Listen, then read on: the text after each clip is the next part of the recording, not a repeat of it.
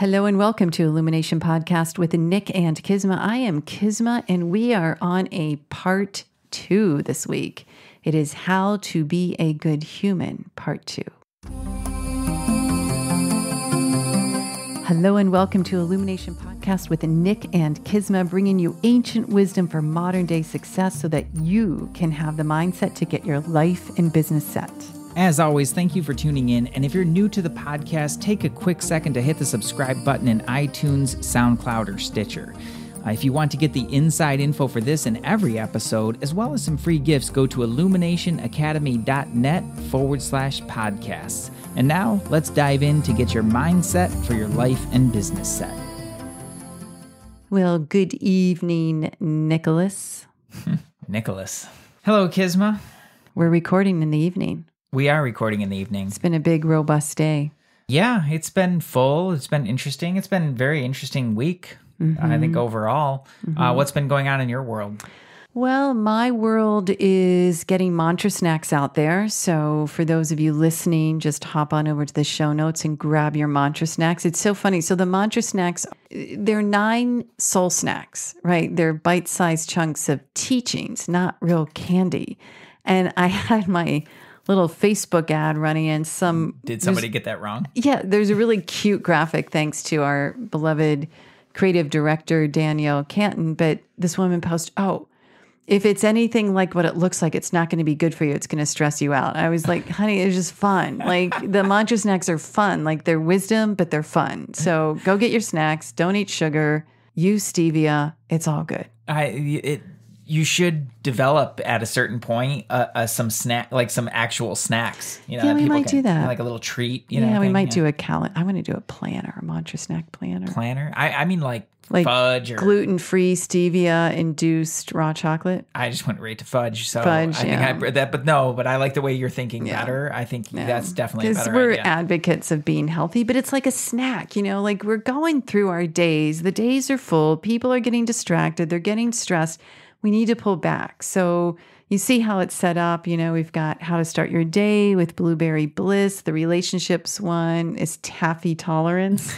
So good. Indulgence, of course, is chocolate cake. I talk about how you actually enjoy things more. So they're just great. Go get your mantra snacks. Get the mantra snacks. Yeah, they're pretty awesome. And it's really exciting. Like they're just, you think about when you take breaks in your day, it's like how many times you just want to like pick up your phone and start numbing out, to something. And like, that's how we take a break. Yeah. And this is the opposite of that. It is the opposite. It's not a tune out. It's a tune in and a check in. That's good. Which is really powerful. All righty. Yeah. Cool beans. Very cool. What about you? You've got a energy mastery certification coming up. Foundations this weekend, very exciting. We're going to be up in San Clemente, and we have a training running simultaneously in Detroit. We have a new trainer in Detroit. Right, energy mastery is really rising. We're national now. The ultimate healing platform. It is. It's really incredible. Physical, mental, emotional, relational, financial, and spiritual. All of it.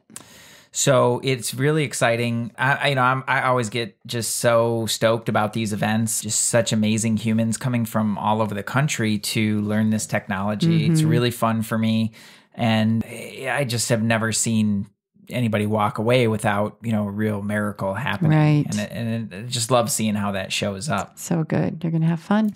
Yeah, and I also got to reconnect this past weekend with one of our previous guests, Dr. Venus. Dr. Venus. Dr. Venus and I had an amazing conversation and definitely learned some things about myself that were extremely interesting. And it was just so great to reconnect with her. There's the train of truth right there. So amazing to reconnect with her and get some of her wisdom, So if you want to go back in the archives, check out that Dr. Venus episode. It's pretty amazing. We'll link that in the show notes. Yeah. So that's what's been happening with me, just busy getting ready for the event and ready to dive into how to be a good human. I love learning how to be a good human. I'm doing my best. The world right now. Yeah. Whether you just take from the very basic, here we are humans, I think people can look around and see some struggles happening. Or if you're in the metaphysical world, you know that there's a lot of energy coming to the planet right now that is actually very important. It's beyond Mercury in retrograde and the full moon. It's very high frequency energy. So it's important for people to be as aligned and receptive and think about, whatever your belief system is, how can we all make the planet better? That starts with you. It really does. It starts with each of us. I have conversations with so many people, and it's so easy to go to the other person and the situation and everything that's going on outside. And it is just so easy to neglect our own selves. Right. And that's really, I think in a nutshell, I think that's really what this podcast is all about is, Illumination Podcast is about shedding light on you and all your inner things. When you talk about spiritual energy coming into the world, on a higher frequency energy, well, just think of it like fertilizer, everybody. Mm-hmm. All the awesome stuff will grow beautifully, but all the weird stuff, like the weeds and that will also grow. Yeah. And so it's like, it's high time to have, some really great insight. You got to have your feet on the ground and really be in action and really ready to deal with what's coming up with you. And if you make it about everybody else, you will spin out faster than you can imagine before you can blink an eye. Yeah. And not only that, when we humans make it about somebody else, when we have these expectations and we're disappointed and then we blame, we're actually missing out on a golden opportunity to evolve. And I know that sounds a little cheesy, but the truth is every examination that we have towards ourselves is a way to level up. It's a way to let go of something. It's a way to be like, wow, I don't really want to hold on to that. And then we have a choice to let it go. Yeah, all those little treasures. And let's see what reveals today. I'm really excited about the 3 qualities that we chose. Going back to last week, we talked about compassion. Yeah, so important. Friendliness. Not to be over friendly or unfriendly. There's like this neutral. So if you haven't listened to episode 77, you got to go back. Go back and check it out. Yeah. Not hating. Oh. And that was a really good one because I think so many people are like, I don't hate anybody. Right. But you'd be so surprised at how that shows up. Attachment, we brushed on. Or non-attachment. Yeah, non-attachment. Yeah, Nelly, thank you for don't be attached. Clarifying that. Non-attachment. And then egoism. It's basically just how to get yourself out of the way. Yeah, I think that's the big one. It's like the egoism is, it's not like feel good about what you do, celebrate all that. But it's when a human feels they're the doer and they have sole ownership over their creations or the success or whatever. It's just a sad state.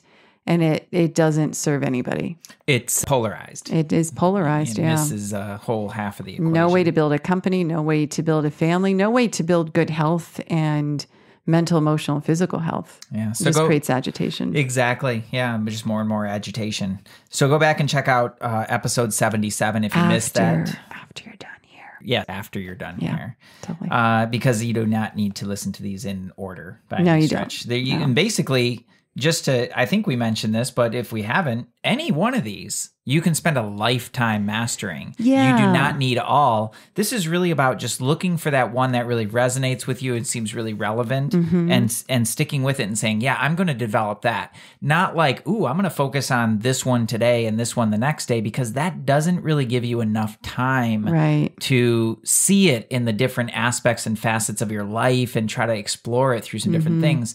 If you were to pick one for a month and focus on that, that would be way more productive. Exactly. And Swami Parthasarathy even mentioned, because, we're brushing on this because I was studying chapter 12, #chapter 12 in India. And he's like, look, find one that speaks to you, something that really resonates with you and work on that. Yeah. And that will take you way further than trying to do them all. So that being said, we are going to dive into 3 more really relevant qualities today. Qualities of a bhakta. Yeah. Qualities of a devotee. And one of these really speaks to me. Which one? I'm not going to tell you. You're not going to tell me? It's a surprise. It'll be a surprise at the end. The 3 we're going to cover today are self-control, firm conviction, and lastly, forgiveness. Oh, forgiveness is a big one. It's a really big one. So we're saving that one for last, but it's super powerful. So let's start with self-control. Self-control. I mean, what do you think self-control means? Self-control, when I think about self-control, I think my training kind of takes me out of, the usual perspective of it. That to me, that means I have control of my thoughts and my emotions and my actions in a really beautiful way to stay objective. It's not about doing or not doing or anything like that. It's much more about my way of being throughout the changes in my life and the different facets that we mentioned before. Right. Well, here's what's interesting. This is what self-control is not. And I think this is what many people believe it is, at least in the spiritual context. Self-control is not self-denial. Interesting. It is not self-denial. It is, however, being focused on one's path. So, this is a spiritual conversation, but not pertaining to any particular religion, obviously. So, self-control means to remain on the path and not allow anything from the external world, say a material possession or essential enjoyment, deviate one from their spiritual pursuit. But it doesn't mean that you don't have material possessions or have sensual enjoyments. Well, I think that's a place where a lot of people get confused around self-control. Right. It's just, it means like not having, not giving up everything, hiding in a cave. Yeah. And that's just not going to be productive. Like, you're a human being in the modern world. And in order for you to really express that fully, like, of course you can have things, like, you just don't want to be disturbed by them. Right. So the mind plays a really huge part of this in subduing that and making sure that you really stay on track. Right. It's kind of, anything when we talked about attachment or thought flow, it's so easy for the mind to get distracted, everyone. So if you have an ideal, even if your ideal is not spiritual, so to speak, but is pertaining to your business, which I still think is spiritual. But anyways, if you have an ideal, if you allow something from the external to distract you, to take you off your path, you've lost self-control. Let's give an example. Like, what's it like? Give me a tangible example. If someone has a goal in mind, results, ideal in their business, and they have, say, so many sales they got to make in one day. And all of a sudden they're like, I don't know, I think I'm going to go watch Game of Thrones. They have no offense. You're not talking about me, are you? I'm not talking about you. No offense. But it's like they've gotten off their path. They let go their ideal. As well, if someone's wanting to lose weight. If that's a true ideal for you to be healthy, but you get pulled over from the sensual enjoyment of putting sugar on your tongue, you've lost your self-control. Lost the self-control. Okay. So let me come back, because I am pretty obsessed with Game of Thrones right now. Yes, Let's come back to that example and just say, well, I had planned to take a little time in the middle of the day and take a time out and watch some Game of Thrones. Is that okay? That's a decision. I think that's a great example, because I'm not saying, I'm not cracking the whip over here in Illumination podcast and you can choose, right? This is what makes it different too. When you're choosing, like, okay, I know what this does to my body, but I'm going to choose to have that awesome chocolate cupcake. Okay, cool. You chose to have it, but your ultimate happiness is not reliant, and you get back on track. So as Nick's describing, he's got a full day, blocks out some time, watches Game of Thrones, and you're back on track. Right. And so where I would lose my self-control, if I were to lose my self-control, is like, you get to the end of that episode. And you got to do another. And you're like, oh. And then another. And they totally like the and then another. Like, look at how brilliant. I think it was Netflix it was before Netflix, but Netflix developed the thing where you finish the episode. And it's right there. And then it pops up and it's like right there. Starting in 10 seconds. Yeah. It's the worst. But remember, and I always used to think like, oh, Netflix nailed it on that one. But you know who really nailed it was the Law and Order. It came before. Oh, yeah. Remember with the binges? Because then they'd be rolling the credits at the lower third and then starting the next episode right away. Who out there has binged on Law and Order? I want that in the post below the show notes. I want to know how many billions of people have binged on Law and Order. Oh, man. And I think, but it highlights a really relevant factor here, is that in our modern world, we have so many distractions, and those distractions are specifically designed to hook you at a very base root level. Everything in Law and Order, the music, right? The characters. Yeah, what's going to happen next. I think it's just to go way off track. I think it's the modern day Dragnet, because I used to watch episode after episode of Dragnet. Giving away my age. But anyway, so back to the more flowing spiritual conversation. Swami Parthasarathy writes in his commentary, the Bhagavad Gita, and I think this is really beautiful. He, meaning a human, may possess and enjoy the world as long as it does not interfere with his spiritual pursuit. Self-control is not self-denial. It is an intelligent abstinence from anything that obstructs the path to truth. So have a glass of wine. Enjoy life, everyone. Like, we're humans. We're here to enjoy. But trust me on this one, losing self-control means less enjoyment. Exactly. Yeah. And that brings me back again, like, what a great example of Peter Baelish, Littlefinger from Game of Thrones. He's so objective. Like, he knows what he wants, and anything that is not aligned with that, not doing it. Yeah. Pretty focused. Yeah, it's such a powerful quality. And so if you think, like, I think in your practical day, like if we're going to bring this into your everyday life, you're sitting down at your desk and you have a task to do. Now, first of all, if you don't know what that task is, danger. Right. Danger, right? Because now your mind's got this kind of wandering, like, ooh, like, what am I going to do? Maybe I'll just click over here. Maybe I'll check that out. And before you know it, like a half hour, an hour has gone by. So, but then once you know what that is and you set to do it, self-controlled. Right. No distractions. Right.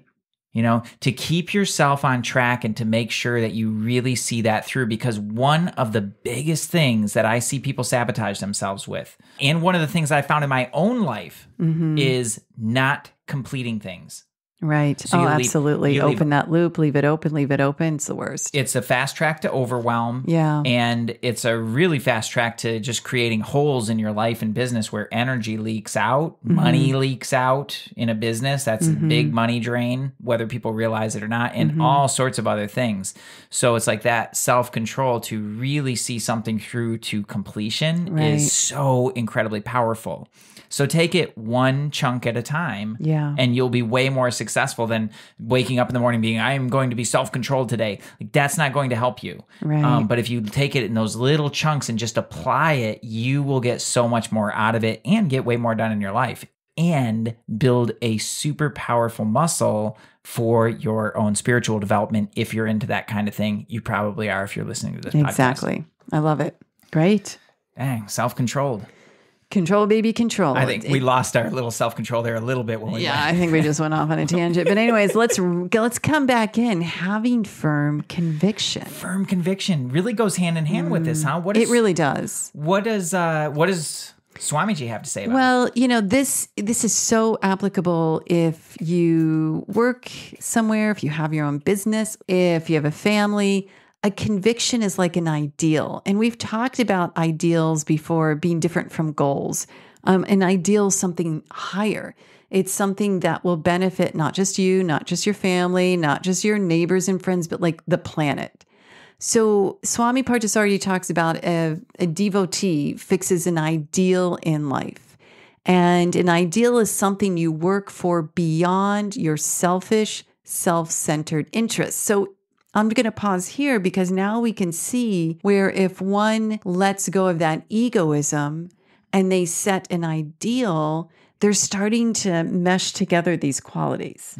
And when they bring in self-control. So as you guys listen to this and study it, you're going to understand where when you develop one really keenly, the others start to fall into place.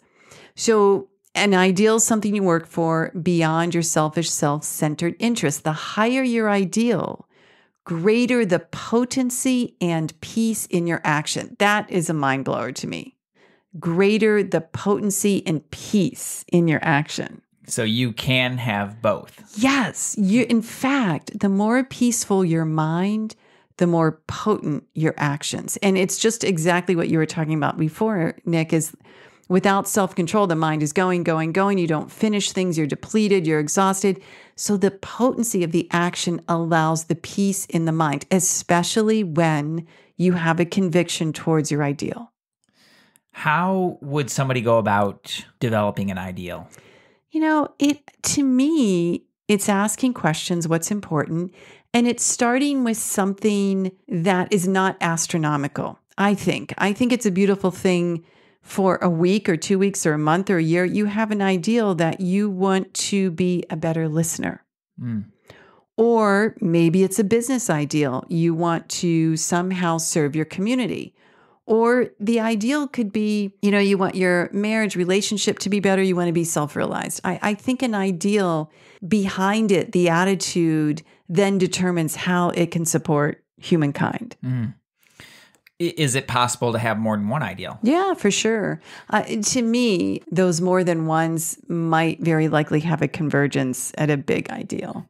Right. Yeah. And as long as they're aligned, that's one of the things I was curious of your answer on that. But that's how I think about it too, is like, yes, you have a spiritual ideal for sure, and then also maybe like just a personal ideal, and, an ideal for what you want to be or, your ideal for how you want to be as a parent, and as long as those are aligned, you're pretty good to go. But when you find them like conflicting with one another is when you're going to have to do some navigating and some resolution to get those in line. Exactly. And it's inspiring. Like, again, if we go back, I'm just using weight loss because we were talking about chocolate cake. But if someone wants to make their ideal losing weight, all you have to do is ponder what that means to your family, for you to be more healthy, for your job and how you do your job, your energy, your path, your commitment. Just losing weight is kind of boring. And I think that's why many people struggle with it. Right. But when there's a purpose behind it, an ideal, it's like, well, wait a minute, I could actually do more of X, Y, and Z. And if my health is better, so there's your ideal. Right. And it takes an extraordinary amount of pain or discomfort in order to have that negative provide enough fuel.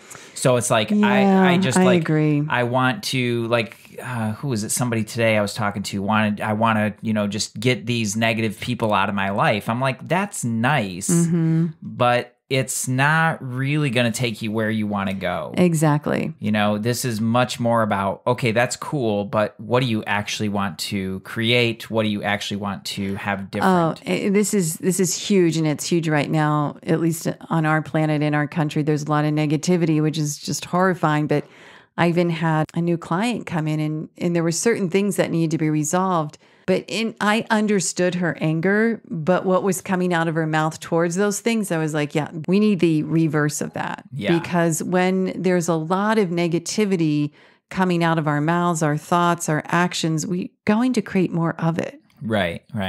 And there's a huge difference between like, I want to lose that 10 pounds because I want to lose 10 pounds, and I want to lose that 10 pounds so that I can totally have more vitality, really feel fit. Or it might not be about the weight. It might be, I'm going to stop eating sugar because it creates inflammation in my body. That's an ideal. Right. And I want to wake up feeling good. Right? So you see where we're going, everyone. It's like, create an ideal, something of substance, something that is meaningful, something that is above and beyond just you. Now, one of the last things I want to cover with this that I think is really important is, there's a lot of values exercises out there. It's like, well, what do you value? And you go through the list and all this different stuff. And that's cool and all. But what's important to remember is that a value is also something that you really develop. It has to be developed. It's not just like you're born this way and that's what you value and then you value this.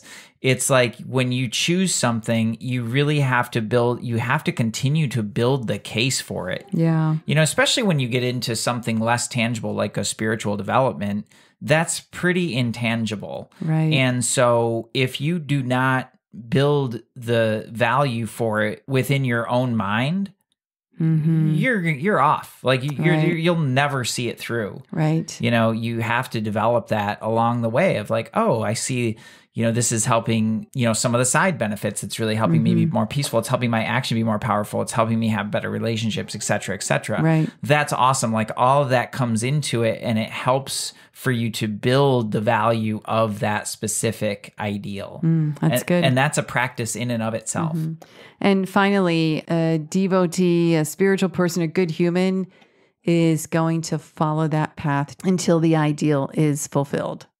That's that's the relentlessness. That's the conviction. I'm on this until I reach it. Right. Completion, like really seeing that through. So it's really cool. I think how self-controlled and firm conviction have that kind of go hand in hand and so practical in the everyday. I'm sitting down to do this task. I am self-controlled in that I will not be distracted, and I'm convicted that I will see this through to completion. Pretty cool, no matter right? what. That's really powerful. Like you're unstoppable at that point. Right, exactly.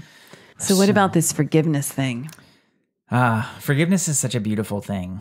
And it's difficult for some people, though. Why do you think that is?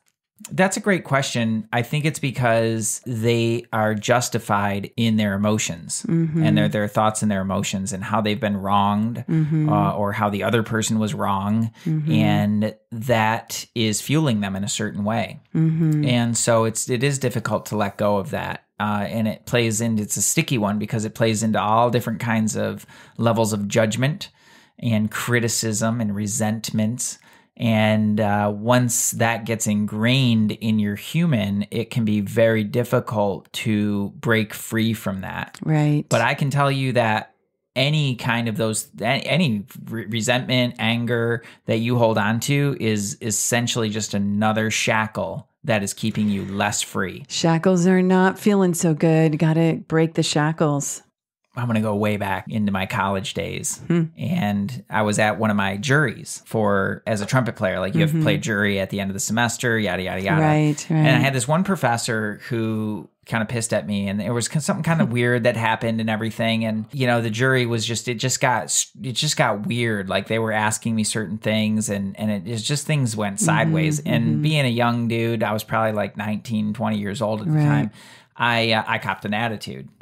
No, you did? Okay. So, yeah, not me. But now flash forward 20 years. I have no idea this is going on. Every time that one guy heard my name, he would go into a tirade. Ooh. He would just start saying all kinds of horrible things about me. Now, mind you, I've barely talked to this guy in 20 years. I've maybe seen him on the scene a couple times. So funny. And he would just go off. And I started hearing it from several sources. Yeah. They're like, dude, what did you do with this guy? Because even if you mention this is what people said to me. Even if you mention your name, he just goes off on all these things. And they're like, I know you. Like, I know a lot of those things aren't true, but you might want to figure that out. Yeah. And so I had been done with it. But here's what's really fascinating. I did decide to make an amend and apologize to the guy. And I caught him on a gig. Lo and behold, I'm on a gig with him. Was he a trumpet player too? Yeah, he was another trumpet player. Oh, an older trumpet player from the different generation and a stalwart in the community. Guys played tons of stuff. I definitely respect for him. So anyway, I'm on a gig with him and I was just like, hey, I just wanted to let you know, like, whatever happened all those years ago, I'm pretty sure that I was in the wrong with that. And I just want to apologize. Like, I just kind of owned it. I just thought, well, what else? Like, I don't want this guy spreading this about me. I don't, I don't want that happening. And also I felt a little bad for him. I was like, he's stressed. Yeah. Like I'm just going to own it here. Right. I have nothing to lose. And so I did, and I owned it. And that little piece allowed him to forgive me. And he told me, in his own way, he's like, I thank you for saying that. I think better of you. Wow. And I was like, man. And then of course, so my same friend was talking to him. He didn't know that I had done this, and my name came up again, and it was a whole different conversation. Well, and here's the beautiful thing of this. What Nick is describing is that he understood, and this is the real core of forgiveness that I believe isn't taught and why it seems so difficult for people to forgive. Nick understood the nature of this trumpet player. He's older. He's a different generation. He saw what was happening. And he's like, he's not going to let it go. What can I do? Right.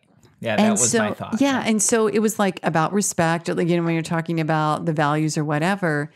And then that's all he needed. And he just needed that sort of respect and apology, and he let it go and forgave you. But yeah, that's absolutely true. And what I learned about myself was, and just really through looking through him, is like, wow, what this dude's walking around with the chain. Like he's basically got a time bomb, bad. a little booby trap on him that anytime these two words, Nick Hansinger, are uttered, he has a serious reaction. Shackle alert, shackle alert. And it made me look at myself and think like, wow, like how many of those things do I have in my life right. that are, you know, they set you off. You know, Yeah. I see this person's face and I'm like, you know, and man, I got to tell you, I had some house cleaning to do. Some major house cleaning. It was a revelation for me of just what anger can do or resentment. Yeah. And so cool. You gave him the opportunity to unshackle, and then it allowed you to look at, who do I need to forgive?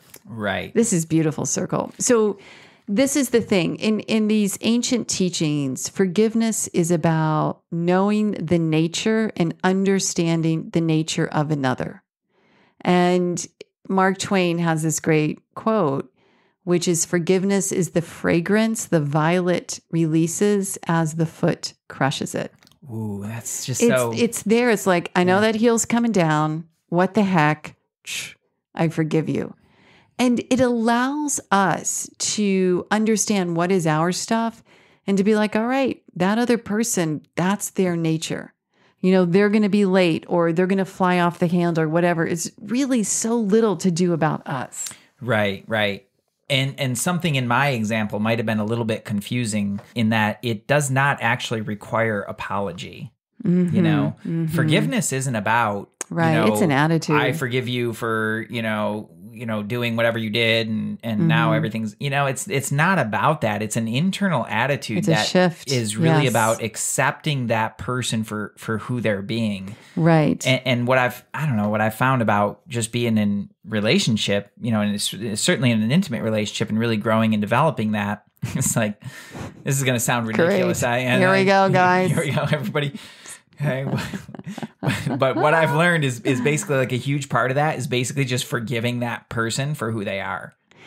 It is. It really for is. Their nature. For their right, nature. And also, it's interesting because back to the same commentary, Swami Parthasarathi uses the word helplessness. Ugh. You realize it's helplessness. Forgive its actions. So in this context, he's talking about animals. Animals will do things, right? The tiger will express its tendency to hunt and kill. We realize it's got this helplessness nature and we forgive it. So when someone has a tendency to maybe be moody or to do things, you kind of look at like that person is helpless in their nature right now. It's not our gigs to go around fixing people, but you see it and you forgive it. Yeah. Forgive it, accept it. Like those two are very synonymous to me. And I want to build a case for this because if there's one thing that I think will truly change this world, it is forgiveness. Yeah. I really believe that firmly. So I'm going to build the case. If your own personal freedom of being free from all those little landmines that you know that sit in your own personality isn't enough, think about it like this.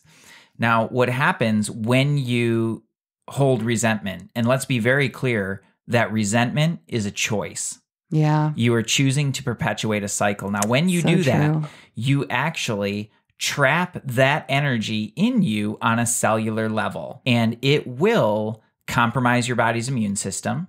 It will definitely compromise your ability to manifest cool things in the world, and it will ultimately truly harm your health and vitality. Right. And that's a fact. You can look at studies around this and studies around happiness in particular, but also releasing resentments. And you see people's faces change when this happens. And that's is where one of the huge things that traps dis-ease in the body, in the physical body. Right. So if you want better health and vitality, you must learn how to forgive. And what that does is actually release and harmonize those patterns on a cellular level. And incredible. There was a doctor that once said, and if people could just learn how to forgive, they would 100% put us out of business. That's something to think about, everyone. I mean, more and more, right? The science and the research is showing stress really dictates so much of the disease. I mean, this is what we deal with, right? This is our business. We understand emotions and stress, but think about how much stress is caused when we're shackled to someone else's behavior. Ooh, say that part again. Think about how much stress is caused when we are shackled to someone else's behavior. And that's exactly what it is. It's a shackling, right? Like that's a kind of a cool word. Yeah. Shackled. But whenever that person does X, I will have this reaction. Yes, exactly. It becomes embedded as a belief. And if someone else's actions resonate with that or resemble it, there's the reaction again. Right. And I'll either act out on it, which is going to break things in my life, or I'm going to stuff it, which is going to break things in my body. Exactly. And that is a fact. Yeah. Right. And just explore that in your own life. And here's the big thing. This is something I've been wanting to do a Facebook Live on this. I think I'll still do it anyway, but I'm glad that this came up. Anger is anger. Hate is hate. Rage is rage.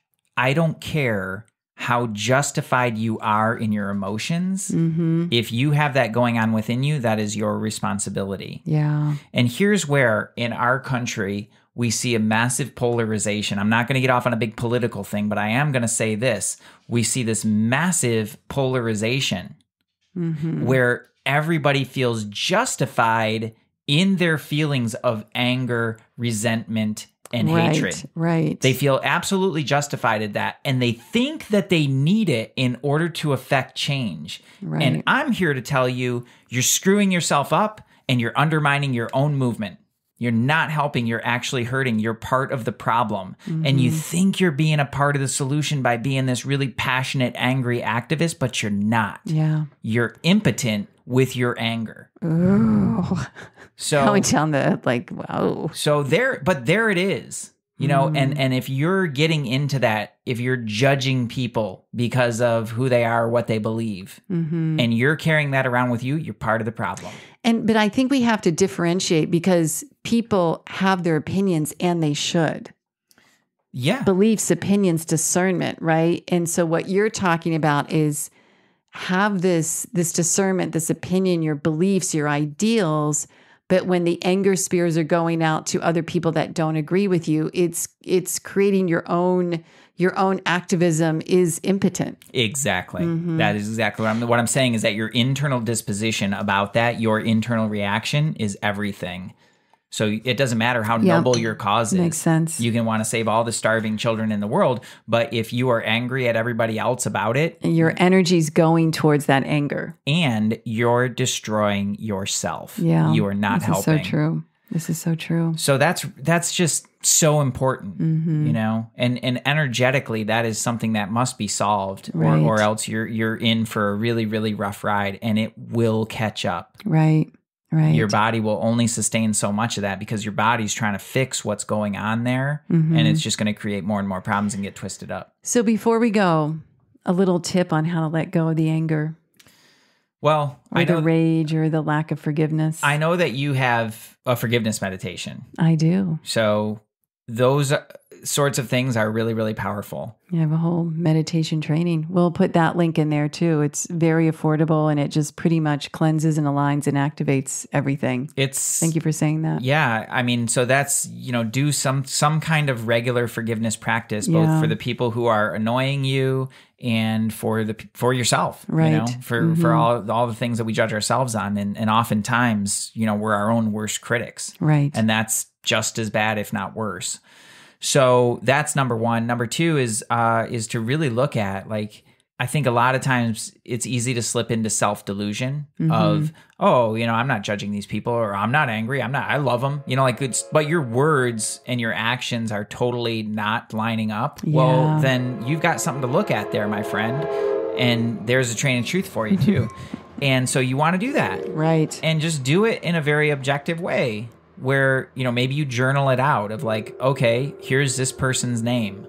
What do I think? Exactly. And then just really have a look at that and be like, okay, that was all in there. And I can either choose to carry that around or I can choose to start to let that go. Yeah. And just a little tool, something I used in my Mindset to Get Your Prosperity Set training is just that. People wrote down people in their life that they had negative thoughts. And then it was right the exact opposite. Bless them, wish them well on something to really pivot out of that. It's a great exercise. Yeah, that's major. So cool. So cool. And then cord cutting. Cut the cord. Because what that cord cutting will do is basically stop that negativity or really poison from feeding directly into your physical body. Right. So it's how you get out of trouble before you really create a problem. Exactly. So cord cutting is actually huge for that. If you need the link to go download those free tools, just hit us up or whatever. Like, they're not hard to find. But if you need them, reach out, because that's a game changer. Exactly.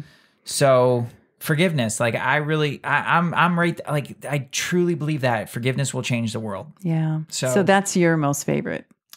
It's or one that's that the one that really. It's one that I work on a lot. Yeah. Yeah, because I deal with a lot of people. I know you do too, but we're different humans. We relate to them differently, but I deal with a whole lot of people, and I've become very aware of how quickly my mind can slip into judgment. And I can tell you that every step of the way, the more forgiveness and acceptance I have, the more freedom I have, for one, the more flow and ease in my life. And I always make more money. That's funny. Which is funny. Like, it's just sales. But no, it makes sense, because energetically you're more aligned. You want to know which one, guess? From today? Yeah. I'm going to go with firm conviction. Correct. Yes. See, I know you, baby. I know you. Why firm conviction? It's what to me, it's like, this quest. It's so deep. It's so rich. And when there's conviction for an ideal, it just keeps us like buzzing, it keeps life good. Certainly keeps allowing me to get up every single day and out of bed and do what I do. I am inspired by that, by the way. I think that's so cool. Yeah. So there you go. Write in, tell us what your favorite, or which one is like, gripping at you want to work on. Any questions, put them in the notes below, or email info@sourcemovement.com. And as always, so appreciate you being here. So appreciate everybody. Have an awesome day. Namaste. Namaste. Hey, thanks for jamming with us today. And if you enjoy Illumination Podcast, please go ahead and share it with someone you love. Give us a rating, review, download our podcast. And remember, you can find us at illuminationacademy.net/podcasts. Talk to you soon. Namaste.